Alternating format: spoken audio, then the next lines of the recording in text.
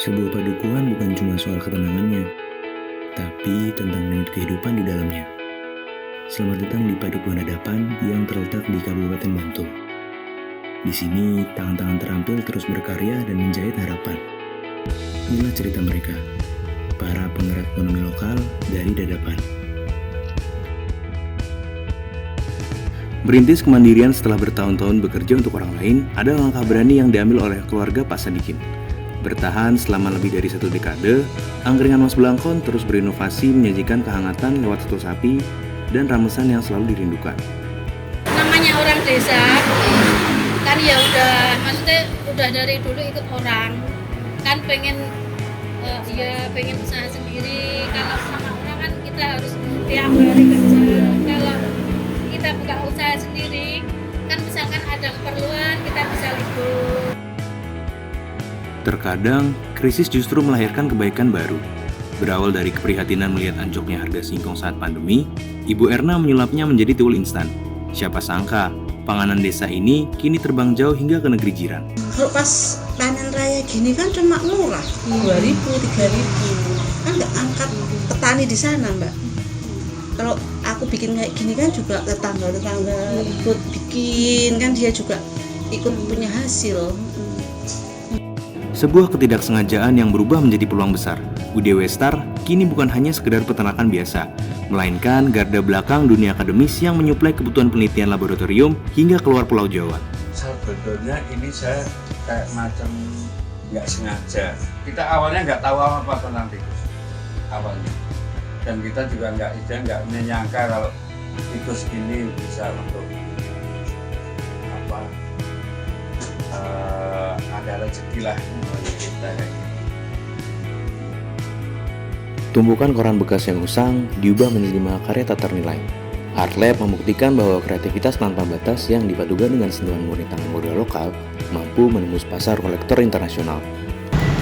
Sebagus ini, catnya, cetakannya, apanya, hasilnya seperti ini. Iya, makanya kita lama bikinnya, kita nggak bisa bikin cepat. Nah, itu keunggulan kita. Kita mencoba untuk mempertahankan bagaimana sentuhan tangan itu masih tetap penting. Kalau mesin, gampang aja kita masukin jadi selesai. Tapi rasa ininya nggak ketemu. Di sebuah sudut Dadapan, deretan kain berhias malam menjadi saksi ketelatenan altak batik.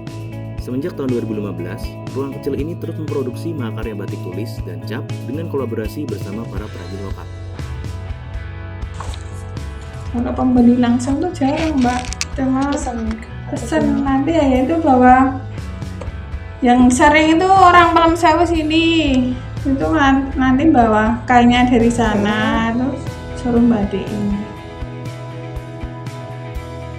Merawat kehidupan butuh ketelatenan. Di Twin Garden, ribuan duri kaktus dirawat penuh kasih oleh Ibu Zamana, menciptakan sebuah oase hijau yang selalu menjadi jujukan favorit para mahasiswa dan warga pecinta tanaman. Biasanya malah anak-anak mahasiswa biasanya yang nyari gitu loh, untuk biasanya untuk kalau pas tahun baru kuliah baru itu kan kadang-kadang suka ini, terus ini juga anak-anak SMP, SMA gitu kadang-kadang suruh bawa ini tuh Mbak, bawa bunga ke sekolah gitu. Menyusuri sudut lainnya, keahlian dan presisi warga menjadi pendorong kemandirian yang menginspirasi. Keberanian untuk melangkah maju adalah kunci berkembangnya sebuah usaha.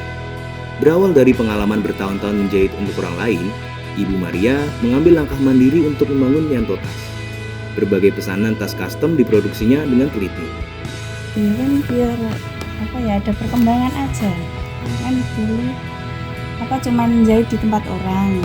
Terus kita menikah langsung jahit ke tempat orang lain, terus ada yang pesen toh.